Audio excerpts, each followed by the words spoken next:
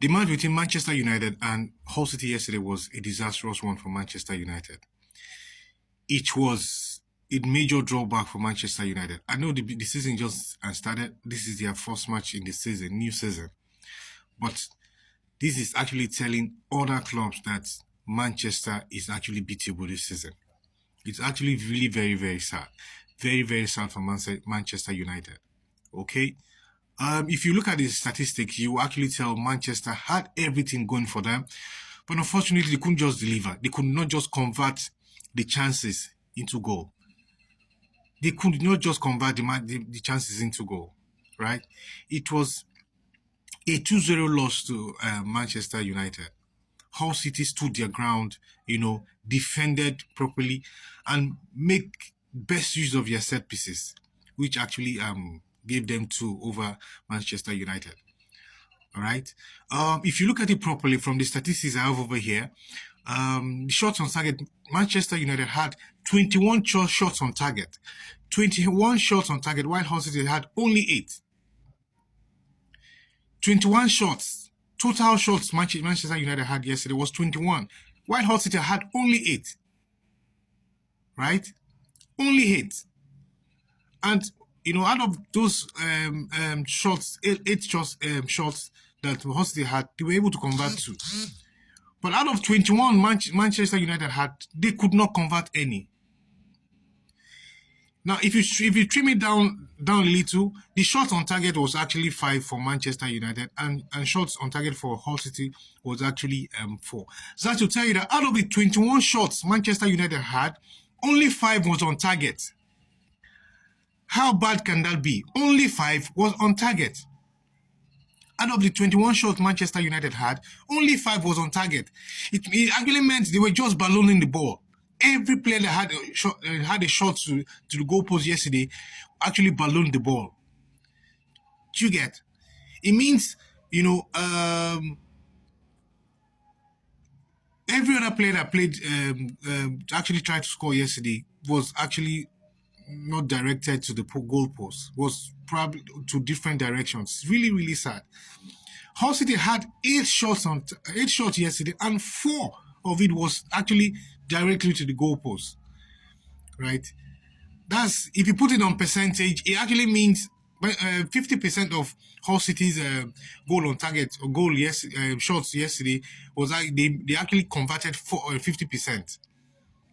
That's really, really okay for a club that just came back from the Premiership, right? Now, for block shots, Hull City had just 1 block shot, while Manchester United had 8 block shots. Okay. Now, key passes. If you look at it properly, key passes. Manchester United had 19 key passes. Hull City had just 5 key passes. This is also to tell you that in Manchester United had better passes, but still they could not utilize these key passes. Okay. In terms of possession, Manchester United had 71.5% possession. Hull City had 28.5%. Look at the landmark difference. The difference is so much. But with this possession, Manchester United could not do anything with it. Manchester United could not do anything with the possession. Passing accuracy. Manchester United still had 81.8% passing accuracy, while Hull City had 70% passing accuracy. Manchester actually had that better passing accuracy, but this could not be utilized into something concrete. Do you get? Crosses. Can you imagine? Manchester United had 39 crosses, 39 good crosses, and none could be converted into goal. None could be converted into goal, right? Hull City had 15 crosses. Now look at the difference between 15 and 39. So the game actually went in favor of Manchester United yesterday. It's unfortunate that they could not convert, these crosses into goal, right? If you look at the fouls committed, it was almost at par. Manchester United had 10 fouls. Hull City had 9 fouls. Corners.